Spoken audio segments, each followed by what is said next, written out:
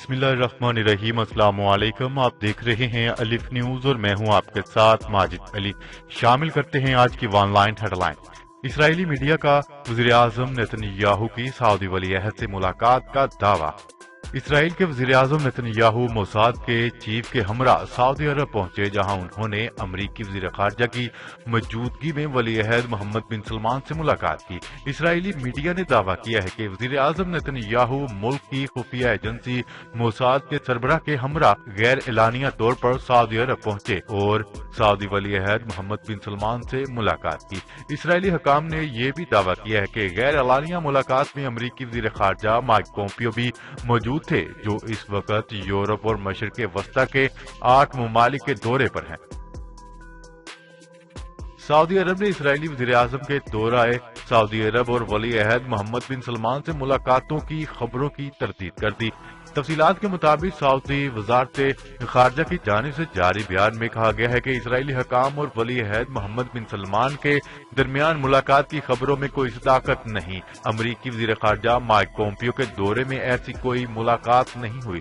امریکی وزیر خارجہ سے ملاقات میں صرف امریکی اور سعودی حکام شریک تھے۔ سعودی وزیر خارجہ فیصل بن فرحان نے کہا ہے کہ ملاقات کے متعلق اسرائیلی میڈیا رپورٹیں دیکھی، ایسا کچھ نہیں ہوا، ملاقات صرف امریکی حکام سے ہوئی۔ انہوں نے وضاحت کی ہے کہ اسرائیل کا کوئی نمائندہ اس میٹنگ میں موجود نہیں تھا۔ واضح رہے کہ اسرائیلی میڈیا کی جانب سے دعویٰ کیا جا رہا ہے کہ اسرائیلی وزیر اعظم نیتن یاہو نے اسرائیلی خفیہ ایجنسی موساد کے سربراہ کے ہمراہ اتوار کے روز سعودی عرب کا خفیہ دورہ کیا، جہاں انہوں نے سعودی ولی عہد محمد بن سلمان سے ملاقات کی۔ وزیر اعظم عمران خان نے ٹیکسٹائل پالیسی 2020 سے 2025 کی منظوری دے دی۔ وزارت تجارت کے ٹیکسٹائل ویژن کے مطابق وزیر اعظم عمران خان نے ٹیکسٹائل پالیسی منظوری کے لیے اقتصادی رابطہ کمیٹی میں پیش کرنے کی ہدایت کر دی۔ ٹیکسٹائل پالیسی منظوری کے لیے آئندہ ہفتے ECC کو بھجوائی جائے گی۔ حکام وزارت تجارت نے کہا ہے کہ پالیسی حتمی منظوری کے لیے وفاقی کابینہ کو بھجوائی جائے گی۔ پالیسی میں 2025 تک ٹیکسٹائل برآمدات 20 ارب 80 کروڑ ڈالر تک لے جانے کی تجویز پیش کی گئی ہے۔ امریکہ سے مذاکرات کے دروازے بند نہیں کیے، ایران نے بڑا اعلان کر دیا۔ ایران نے کہا ہے کہ امریکہ کی جانب سے غیر قانونی اور غیر انسانی پابندیوں کے عائد کیے جانے کے باوجود ہم نے مذاکرات کے دروازے بند نہیں کیے۔ عالمی خبر رساں ادارے کے مطابق ایرانی وزارت خارجہ کے ترجمان سید خطیب زادے نے پریس کانفرنس میں کہا ہے کہ امریکہ کے ساتھ مستقبل میں تعلقات کے حوالے سے کچھ کہنا قبل از وقت ہوگا، تاہم ایران نے امریکی ناانصافیوں کے باوجود مذاکرات کے دروازے بند نہیں کیے۔ روسی صدر ولادیمیر پوٹن کا جو بائیڈن کو امریکی صدر تسلیم کرنے سے انکار۔ روس کے صدر ولادیمیر پوٹن نے جو بائیڈن کو صدر تسلیم کرنے سے انکار کرتے ہوئے کہا ہے کہ فی الحال وہ امریکی صدارتی انتخابات کے نتائج کو تسلیم کرنے کے لیے تیار نہیں۔ امریکی نشریاتی ادارے وائس آف امریکہ کے مطابق روسی صدر نے سرکاری ٹی وی کو انٹرویو میں کہا ہے کہ امریکی عوام کے اعتماد کی حامل ہر لیڈر کے ساتھ کام کرنے کو تیار ہیں، تاہم نو منتخب امریکی صدر کو اس وقت ہی تسلیم کیا جا سکتا ہے جب ان کی مخالف جماعت بھی انتخابی نتائج تسلیم کرے۔ تاہم جو بائیڈن کو فتح کی مبارکباد نہ دینے سے دونوں ممالک کے درمیان تعلقات میں خرابی کے خدشے سے متعلق سوال پر روسی صدر نے مسکراتے ہوئے کہا، پہلے ہی تباہ حال تعلقات میں اب مزید کیا خراب ہوگا۔ سیاحت کے فروغ کے لیے حکومت کا بڑا اقدام۔ خیبر پختونخوا نے صوبے میں سیاحت کے فروغ کے لیے 2 بلائی اضلاع میں 485 ملین روپے لاگت سے 4 بڑی سڑکوں کی تعمیر کی منظوری دے دی۔ تفصیلات کے مطابق سوات اور شانگلہ میں 18.5 کلومیٹر طویل سڑکیں تعمیر کی جائیں گی۔ 2 بلائی اضلاع سوات شانگلہ میں 485 ملین روپے سے 4 بڑی سڑکوں کی تعمیر کی منظوری دے دی گئی۔ LOC پر سیز فائر کی خلاف ورزی، پاکستان کا بھارت سے شدید احتجاج۔ پاکستان نے بھارت کی جانب سے LOC پر سیز فائر کی خلاف ورزی پر شدید احتجاج کیا اور کہا شہری آبادی کو نشانہ بنانا ناقابل مذمت اور عالمی قوانین کی خلاف ورزی ہے۔ تفصیلات کے مطابق بھارتی فوج کی جانب سے LOC پر سیز فائر کی خلاف ورزی اور شادی کی تقریب پر گولہ باری پر سینئر بھارتی سفارتکار کو دفتر خارجہ طلب کیا گیا اور احتجاجی مراسلات تھما دیا گیا۔ دفتر خارجہ نے بھارت کی جانب سے سیز فائر کی خلاف ورزی پر شدید احتجاج کرتے ہوئے کہا بھارتی فوج ایل او سی اور ورکنگ باؤنڈری پر شہری آبادی کو نشانہ بنا رہی ہے. شہری آبادی کو نشانہ بنانا ناقابل مذمت اور عالمی قوانین کے خلاف ہے. مشیر پارلیمانی امور بابر اعوان نے فوزیہ صدیقی سے ملاقات میں کہا ہے کہ حکومت عافیہ صدیقی کی واپسی کے لیے سنجیدہ اقدامات کر رہی ہے. نئے امریکی صدر سے امید ہے وہ عافیہ صدیقی کی رہائی ممکن بنائیں گے. تفصیلات کے مطابق مشیر پارلیمانی امور بابر اعوان نے عافیہ صدیقی کی بہن فوزیہ صدیقی سے ملاقات کی. ملاقات میں عافیہ صدیقی سے متعلق اب تک کی پیش رفت پر گفتگو کی گئی. مشیر پارلیمانی امور بابر اعوان نے کہا ہے کہ حکومت مختلف ممالک میں قید پاکستانیوں کی واپسی کے لیے کوشاں ہے. کورونا کی دوسری لہر 26 نومبر سے ملک بھر کے تمام تعلیمی ادارے بند کرنے کا فیصلہ.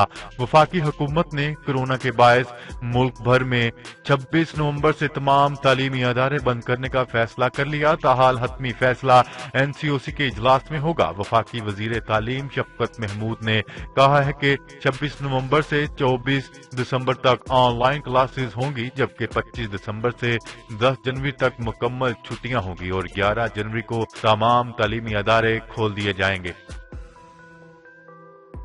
کورونا کی تشویشناک صورتحال، دکانیں بند کرنے سے متعلق بڑا فیصلہ. حکومت پنجاب نے ایس او پیز پر عمل نہ ہونے پر دکانیں شام 6 بجے سے بند کرنے کا فیصلہ کر لیا. تاہم لاہور چیمبر کے صدر طارق مصباح نے پنجاب حکومت کے فیصلے کی مخالفت کر دی. فشنگ پالیسی مچھیروں کے لیے وزیر بحری امور کا بڑا اعلان. پی ٹی آئی حکومت کی فشنگ پالیسی کے تحت وزیر بحری امور علی زیدی نے مچھیروں کی بہبود کے لیے بڑا اعلان کر دیا. نیوز رپورٹ کے مطابق برسوں سے نظر انداز ماہی گیر کمیونٹی کا صبر اور انتظار رنگ لے آیا. مچھیروں کو سرمایہ کی فراہمی کے لیے اہم قدم اٹھا لیا گیا. وفاقی وزیر علی زیدی نے ایک بیان میں کہا ہے کہ مرحومیوں میں دھنسی جفاکش ماہی گیر برادری کے لیے آج بڑا دن ہے. اب سرمایہ کی قلت یا عدم دستیابی ماہی گیری میں رکاوٹ نہیں ڈال سکے گی. انہوں نے خوشخبری دی ہے کہ مشکل معاشی حالات کے باوجود حکومت ماہی گیری کو سرمایہ فراہم کرے گی. کورونا ویکسین کے حصول کے لیے حکومت کا بڑا فیصلہ. حکومت نے متوقع کورونا ویکسین کی ایڈوانس بکنگ کو حتمی شکل دینے کے لیے عالمی اداروں سے رابطہ کرنے کا فیصلہ کر لیا تاکہ فنڈز حاصل کیے جا سکیں. تفصیلات کے مطابق ذرائع کا کہنا ہے کہ حکومت کورونا ویکسین کی فنڈنگ کے لیے ورلڈ بینک سے رابطہ کرے گی. حکومت فنڈنگ کے لیے ایشیائی ترقیاتی بینک سے بھی بات چیت کرے گی. ذرائع نے بتایا ہے کہ عالمی اداروں سے فنڈ کے حصول کے لیے رابطے وزارت صحت کرے گی. نعیم بخاری چیئرمین پی ٹی وی مقرر. وفاقی حکومت نے معروف قانون دان اور اینکر پرسن نعیم بخاری کو پی ٹی وی کا چیئرمین مقرر کر دیا. نیوز رپورٹ کے مطابق معروف قانون دان نعیم بخاری کو پاکستان ٹیلی ویژن کا چیئرمین تعینات کر دیا گیا. نعیم بخاری کو 3 سال کے لیے چیئرمین پی ٹی وی مقرر کیا گیا ہے. وفاقی کابینہ کی جانب سے نعیم بخاری کی بطور چیئرمین پی ٹی وی تقرری کی منظوری کے بعد نوٹیفیکیشن بھی جاری کر دیا گیا. شہباز شریف اور حمزہ شہباز نے کتنے دن کے لیے پیرول پر رہائی مانگ لی. ڈپٹی کمشنر کو جمع کروائی گئی درخواست منظر عام پر آ گئی. پاکستان مسلم لیگ نون کے ڈپٹی سیکرٹری جنرل عطا اللہ تارڑ نے مسلم لیگ نون کے صدر شہباز شریف اور پنجاب اسمبلی میں قائد حزب اختلاف حمزہ شہباز کی پیرول پر رہائی کی درخواست ڈپٹی کمشنر کو جمع کروا دی. درخواست کے متن میں کہا گیا ہے کہ شہباز شریف کو اپنی والدہ اور حمزہ شہباز کو اپنی دادی کی آخری رسومات میں شرکت کے لیے پیرول پر رہا کیا جائے. اس کو مد نظر رکھتے ہوئے 2 ہفتوں کی پیرول کی درخواست کی گئی ہے. نیوزی لینڈ میں مختلف شعبوں میں خدمات سر انجام دینے والے پاکستانیوں کو ایوارڈ سے نواز دیا گیا. پاکستان ایسوسی ایشن آف نیوزی لینڈ کے زیر اہتمام پاکستان کمیونٹی ایوارڈ 2020 کی تقریب میں نیوزی لینڈ میں مختلف شعبوں میں نمایاں خدمات سر انجام دینے والے پاکستانیوں کو ایوارڈ سے نوازا گیا.